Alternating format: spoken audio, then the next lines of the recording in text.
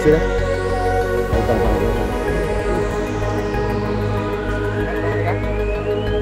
Becek nih Pak Wayan. Itu pilih dia apa?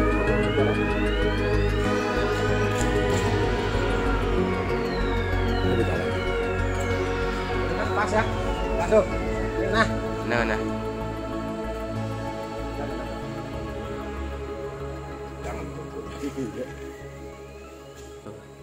Oke, salam sehat kayak luar biasa. Ketemu lagi di channel YouTube Rina Desi. Hari ini karena saya tidak ada kegiatan di luar daerah dan mungkin kita terus melakukan sharing santai terhadap petani-petani yang sudah menyediakan paneli. Hari ini saya bersama anggota perkenalkan nama Tiang Ketut Ganti. Nah, Pak Ketut Ganti, beliau itu mulai bangkit pertanian paneli ini lagi, budidakan paneli ini ketika waktu itu 5 tahun yang lalu Tiang sharing sama guru ya. Kita pernah juga ke teman di luar daerah dan lain sebagainya. Akhirnya dengan semangat yang baru tentu menanam paneli ini kita bisa dengarkan keterangan daripada guru-guru. Kira-kira mudah apa susah menanam paneli itu? Bagi saya nanam paneli itu sangat mudah.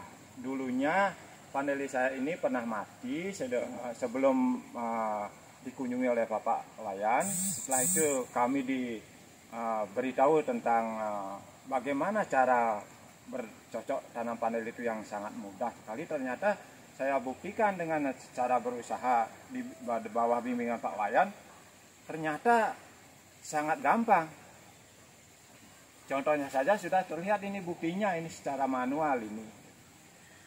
Oke para sahabat, kami tidak membuat pencitraan sebenarnya, ini hanya kebetulan saya kunjung lagi silaturahmi sama beliau. Teman-teman juga biar diketahui saya sendiri selain belajar untuk bagaimana mengetahui perkembangan tanaman paneli dari petani lain seperti yang sudah guru, yang tekun, terus komitmen berkomunitas dengan saya. Nah tentu ketika kita berkomunitas itu tidak selamanya baik-baik saja, kendalanya mungkin di pasar dan lain sebagainya, tapi dengan kebersamaan terus kita membangun relasi dan relasi, maka hilirisasi daripada produk pertanian kita mungkin akan lebih lancar para sahabat. Nah perlu saya sampaikan kepada teman-teman dimanapun Anda berada, nanam paneli itu sebenarnya yang tidak susah, tapi yang susah itu niat kita mau nggak tekun dan komitmen. Kan dari pengalaman saya bersama guru, banyak juga di lingkungan kita ya, kadang udah nanam, mati nggak nanam lagi. Padahal nanam panel itu teman-teman bisa lihat seperti ini di samping rumah. Ini tidak pernah tersentuh kimia para sahabat. Karena saya sering sampaikan sama guru, kita pakai bahan-bahan yang dari alam untuk alam. Nah, dari alam seperti misalnya kompos, di sini kan beliaunya juga sebagai petani sawah, tentu sisa jerami juga sebagai pupuknya ini para sahabat.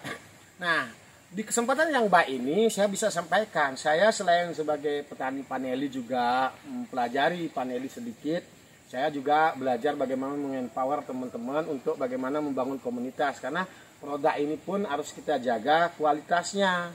Nah tentu dengan menjaga kualitas juga kita harus memiliki komunitas untuk menjaga kontinuitas daripada produk kita apabila kita sudah memiliki buyer dan pembeli.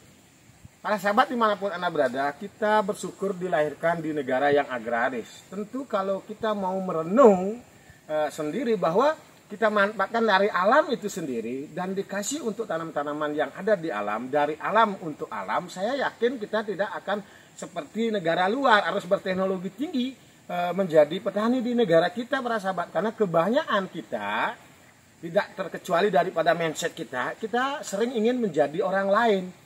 Tapi kita tidak mau merenung dan mau mengkoreksi apa sih kelebihan yang ada di negara kita. Contoh apa yang tidak ada di negara kita para sahabat. Semua komoditi ada di negara kita yang itu notabene dikonsumsi oleh semua manusia yang ada di bumi ini para sahabat. Izinkanlah saya Wayan Rina Desi dengan saya fokus belajar di budidaya paneli dan saya juga belajar berbagi, karena apa yang saya dapatkan tentu saya harus bagikan, karena ilmu itu tidak harus disimpan, ilmu harus dibagikan sehingga akan banyak memberi manfaat tentu bagi diri sendiri, saya sendiri dulu, nah itu akan berdampak kepada masyarakat lain. Para sahabat dimanapun Anda berada, tentu ketika kita sebagai bangsa yang agraris, pupuk dari kita mengolah kompos dan lain sebagainya, tentu juga kita akan mendapatkan hasil yang lebih banyak. Nah, tapi negara-negara maju yang sudah melakukan teknologi yang sangat luar biasa, tentu mereka negaranya tidak seperti kita para sahabat. Iklimnya tidak seperti kita. Hanya kita ingin menjadi mereka, kita ingin menjadi masyarakat di sana, ingin menjadi petani di sana dengan penerapan teknologi, karena mereka pun membuat teknologi itu untuk mengakali dari keadaan alam mereka di sana. Musimnya tidak sama dengan kita di Indonesia. Kita negara tropis. Mereka mungkin musimnya ada berapa, musim semi, musim gugur, dan juga hujan kemarau, begitu para sahabat. Tapi kita syukur para sahabat, hujan kita dikasih air melimpah dan lain sebagainya. Nah, harapan saya kepada teman-teman, mulailah kita manfaatkan lahan pekarangan rumah dulu para sahabat. Karena paneli ini selain memiliki harga yang mahal, kita bisa berdirikan di samping rumah. Teman-teman bisa lihat. Nah, teman-teman ini teman-teman bisa lihat di sini. Hanya seperti ini kita bisa buat penghijauan di halaman rumah, teman-teman. Ini buahnya. Ini grade-grade-nya super, karena guru sudah kita kasih tahu dulu bahwa kalau kita batang besar seperti ini, kita bisa kawinkan seperti ini, teman-teman. Ini bisa mencapai sampai 300 sampai 200 gram satu tandanya, teman-teman bisa lihat. Nah, karena dulu 5 tahun yang lalu saya ketemu guru, waktu itu banyak dikawinkan dulu ya, sehingga kan hasilnya kurang baik, kurang bagus hasilnya tuh. Setelah diberi kasih tahu dengan saran-saran Pak Wayan, ternyata saya sudah buktikan saya sendiri, bisa lihat teman-teman hasilnya. Teman-teman dimanapun Anda berada, saya terus belajar juga dari guru, dan saya juga akan terus mencari guru yang lain para sahabat. Karena apa? Semoga hidup saya ini menjadi bisa lebih bermanfaat. Tentu saya banyak keterbatasan, di mana saya terus berbagi seperti ini. Saya bukan pencitraan, karena saya melakukan rekaman video ini pun inisiatif dan pemikiran saya pada saat kita sharing sini ya, dengan HP kamera seperti ini para sahabat. Karena kita ketahui bersama, kalau kita melakukan pencitraan berlebihan itu nanti berdampak pada apa yang menjadi nilai kita para sahabat. Tapi kalau kita membuat apa adanya, ketika kita praktek membuat suatu dokumentasi, itu adalah fakta. Karena menurut saya, ilmu-ilmu yang dihasilkan oleh praktisi itu akan lebih baik bisa ditransfer oleh teman-teman yang mau ikut, misalnya mendapatkan ilmu tentang budidaya paneli para sahabat. Maka orang-orang berpraktek akan bisa menjadi praktisi andal ketika mereka terus fokus, mereka terus komitmen, dan terus pada tujuan apa yang ingin dicapainya para sahabat. Para sahabat dimanapun Anda berada, saya sendiri Wayan DSW memberitahu kepada teman-teman yang suka menonton channel YouTube saya, apapun program kita tentu tidak baik-baik saja para sahabat. Paneli juga pernah di blacklist oleh luar negeri karena apa? Kualitas kita rendah, kita panen mudah, dan kita pun cenderung hanya bisa mendapatkan uang. Nah, para sahabat, saya sendiri juga tidak akan mempersalahkan karena apa? Faktor ketika petani di Indonesia ini banyak yang miskin, maka dapat dipastikan bahwa kualitas kita akan rendah para sahabat. Karena dengan kebutuhan, kepentingan keuangan, asal laku barang pasti akan dijual. Tapi paneli ini harus kita jaga kualitasnya. Seperti guru, saya sering ajak, selain juga kita sudah bisa bagikan seluruh ya dengan anggota-anggota yang baru kita di komunitas perkumpulan petani paneli Singaraja Bali, kita yang lebih duluan menanam, kita berbagi ke anggota yang baru. Tentu berbaginya bukan gratis para sahabat, karena menurut saya lebih baik seperti ini menyampaikan. Karena apa? Artinya kita saling menghargailah jasa para pendahulu kita, jas merah istilahnya, teman yang sudah nululaman. Kalau kita hanya minta saja, di sanalah kita tidak menghargai apa yang menjadi komitmen mereka sebagai petani. Mereka sudah tekun, masih membudidayakan dan mempertahankan produk-produk yang seperti ini para sahabat. Maka yang baru menghargai yang lebih lama, dan yang lama itu artinya yang duluan itu memberikan semacam motivasi kepada petani-petani yang baru. Tentu kita akan memiliki kesamaan ilmu dan kualitas produk kita pun akan sama para sahabat. Saya di sini bisa sampaikan di video saya ini. Mari teman-teman dimanapun Anda berada, kolaborasi itu penting. Nah, hanya terkadang di dalam negeri ini ketika banyak orang belajar hanya dari buku, itu akan cenderung melahirkan hal yang tidak seimbang antara praktek dan teori para sahabat. Nah, tapi ketika kita sudah praktek, kita sampaikan kepada teman-teman, itu akan lebih mudah dipahami dan mudah dieksekusi teman-teman. Karena sering saya melihat banyak orang yang bisa misalnya berkomunikasi, memiliki public speaking yang luar biasa. Tentu mereka memang belajar dari buku kebanyakan. Nah, kadang-kadang di sanalah kita terjebak kepada siapa kita harus berguru, kepada siapa siapa mentor kita. Nah, saya sendiri mungkin teman-teman kalau datang di sekitaran Sukul Sade, saya sendiri memang walaupun tidak banyak memiliki tanaman, tapi saya menanam dan saya terus mempelajari, sehingga itu yang saya bagikan. Sehingga ke depan harapan kita jadi petani itu tidak selamanya kita menjadi hal yang dipinggirkan para sahabat. Mari kita manfaatkan alam kita kaya akan air, kita kaya akan sinar matahari, karena tanaman paneli ini juga membutuhkan sinar matahari walaupun hanya 50. Pondok Paneli Singaraja Bali, tempatnya di P4S Petani Paneli Bali. Tentu ada sedikit renungan yang bisa saya sampaikan, semoga bermanfaat dan juga bisa memberi inspirasi. Nah, kalau renungan saya ini mungkin tidak berkenan, mohon dikasih solusi dan juga diluruskan. Karena maklum, saya sebagai manusia tentu banyak keterbatasan yang saya miliki. Saya juga tidak terlalu banyak memiliki ilmu pertanian dan juga ilmu-ilmu yang lainnya.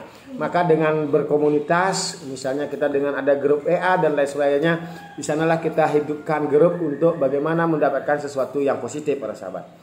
Nah, renungan hari ini di tanggal 18 ini saya bisa sampaikan kepada teman-teman, kita di Indonesia dilahirkan di negara yang luar biasa, surganya dunia. Apa yang tidak ada di negara kita? Sumber daya alam kita sangat melimpah. SDM juga tidak kalah dengan negara lain. Nah, kenapa kita cenderung melihat bahwa negara lain itu lebih hebat pertaniannya dan lain sebagainya? Tentu kalau mau kita merenung bahwa negara kita itu tidak bisa terkalahkan oleh negara manapun ketika kita mau fokus dan berkomitmen untuk bagaimana mengembalikan dari alam dan alam. Dari alam itu kita manfaatkan dan kita juga kembalikan kepada alam. Maka sebenarnya kalau prinsip saya sebagai petani yaitu di Indonesia tidak usah terlalu berlebihan mencontoh negara-negara lain yang mempergunakan teknologi yang begitu canggih para sahabat. Nah, disinilah ketika kita ingin menjadi negara lain, bahwa kelebihan negara kita itu pun tidak akan terlihat para sahabat, bahkan kita akan menjadi konsumen dari apa yang kita lihat itu para sahabat. Karena apa? Kita ingin menjadi orang lain, tentu orang lain sudah melakukan. Nah, apa yang dilakukan oleh orang lain itu ketika kita mau seperti mereka, maka kita harus beli kepada mereka. Nah, contoh kita tahu bersama pupuk dan lain sebagainya, kita masih impor dan lain sebagainya para sahabat.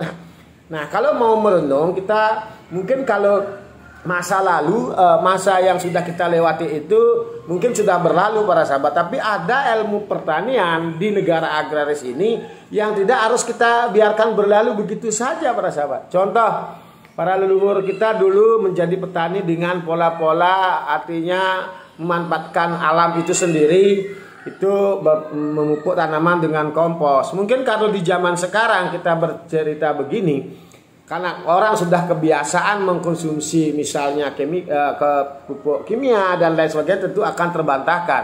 Tapi kalau mau merenung dengan tenang bahwa dan kita sadar bahwa apa yang dilakukan oleh pendahulu kita, petani-petani leluhur kita dulu itu konsepnya sebenarnya kalau dirawat dan dijaga terus seperti itu, kita kuat pertanian kita para sahabat. Apa yang tidak ada di negara kita? Air kita punya, udara, matahari kita punya semua. Tidak seperti di negara lain, dia mungkin untuk bagaimana membuat air itu dia dengan susah payahnya, seperti kita tahu Israel dan lain sebagainya. Mereka itu masih belajar dari negara kita. Mereka dia menerapkan ATM di negaranya, amati, tiru dan modifikasi. Apa yang diamati di Indonesia itu akan dijadi tiru dan hanya mereka yang modifikasi. Nah, disinilah kelemahan kita. Ketika kita memiliki kelebihan, kita hanya melihat hasil daripada modifikasi orang lain. Tapi kita tidak mau merenung bahwa kita sudah memiliki apa yang orang lain lakukan itu. Contoh, saya bisa kasih tahu dulu, mungkin saja hasil produksi pertanian khususnya di sawah yaitu padi, kita setahun paling 2 kali panen para sahabat. Sekarang bisa 3 kali. Nah, tapi kalau zaman dulu itu para petani itu mungkin bisa memiliki nilai lebih daripada sekarang mereka menjadi petani sawah seperti misalnya menanam padi para sahabat, karena pada saat itu kalau mereka memang betul sebagai petani, mereka itu pasti merawat ternak para sahabat, memelihara ternak, minimal dia punya 4 ekor atau 2 ekor ternak, di mana ternak itu ada yang indukan dan juga ada pejantan. Nah, ternak itu dalam setahun kalau dia sudah produktif pasti akan dia melahirkan anak para sahabat. Maka anaknya itu kalau dijadikan uang juga, kalau sekarang misalnya kalau bibit sapi Bali itu bisa seharga 10 juta rupiah. Nah, kalau dia merawat ternaknya sampai 2 ekor betinanya, dia dalam setahun bisa menghasilkan 20 juta.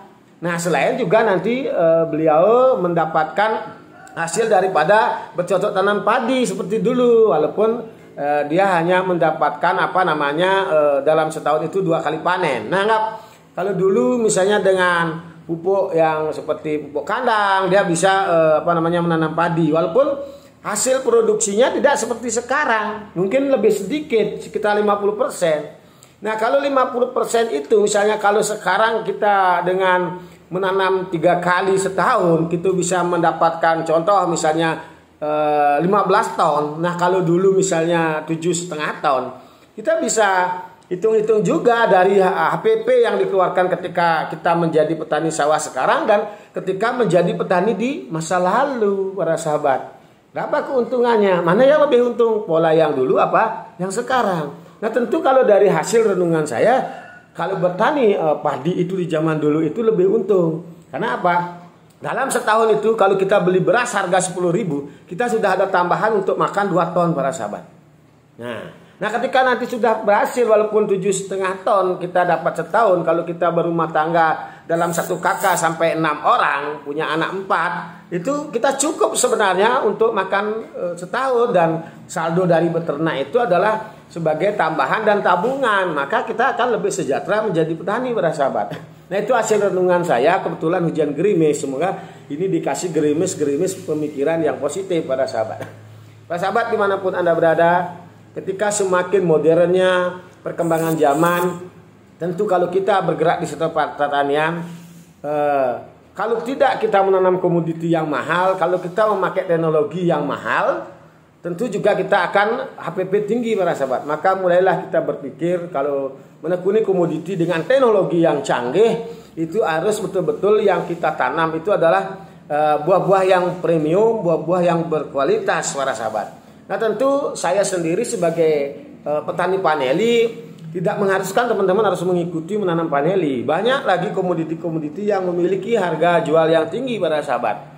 Maka harapan saya ketika kita semua sudah mulai merenung dan melakukan hal itu, tentu kadang kita cenderung di Indonesia pekerjaan yang sudah monoton dilakukan, walaupun tidak ada untungnya, sering masih dilakukan. Karena apa? Karena kita mengikuti kebanyakan orang. Maka daripada itu, dari hasil beberapa referensi yang saya dapatkan, orang-orang yang sukses dan mendapatkan hal yang lebih dan menjadi orang hebat itu adalah bukan orang yang diawali dari misalnya kemalasan, bukan kesenangan dan lain sebagainya. Maka orang-orang hebat, petani hebat itu terbentuk dari bagaimana mereka bisa melewati banyak tantangan, dia juga banyak tekanan, sehingga mereka terus memiliki suatu ide-ide yang baru yang tentu dengan memanfaatkan alam di sekitarnya para sahabat. Maka HPP akan menjadi rendah, hasil produksinya juga tidak begitu rendah, maka itulah merupakan suatu keuntungan kita sebagai petani. Oke, cukup begitu dulu renungan Rinaya DSW hari ini, semoga bermanfaat. Apabila apa yang saya sampaikan ini tidak berkenan, mungkin secara akademisinya dan praktisinya, harap dimaklumi dan diluruskan. Kalau Anda mau menjadi teman yang baik saya, tentu Anda akan mengkoreksi apa yang menjadi kekurangan saya, dan saya pun terus akan belajar dari yang lebih tahu dan akan berbagi kepada yang belum tahu, kalaupun itu mereka ingin mau para sahabat. Oke, salam sehat kayak luar biasa. Ketemu lagi di renungan-renungan Rinaya DSW channel berikutnya. We have guests from Hawaii, come here to the Vanilla Farmer Association in the North Bali. Name is Mr. Zak and Mbak Salah. They come here to buy good vanilla quality about for 1 kilo. Thank you very much. Let us to come. Yeah. 2, 3, 4, 5, 6, 7, 8, 9, 10, 20. Yeah, you count already, really. You're not going to double count. 1, 2, 3, 4, 5, 6, 7, 8, 9, 10, 30, and 40. Yeah, double. How much do we? This is right 4 million. 4 million, so you already paid. So we Yes. we need to give you the money. You just give me. Oh, okay. Okay. We do that. Okay. Okay.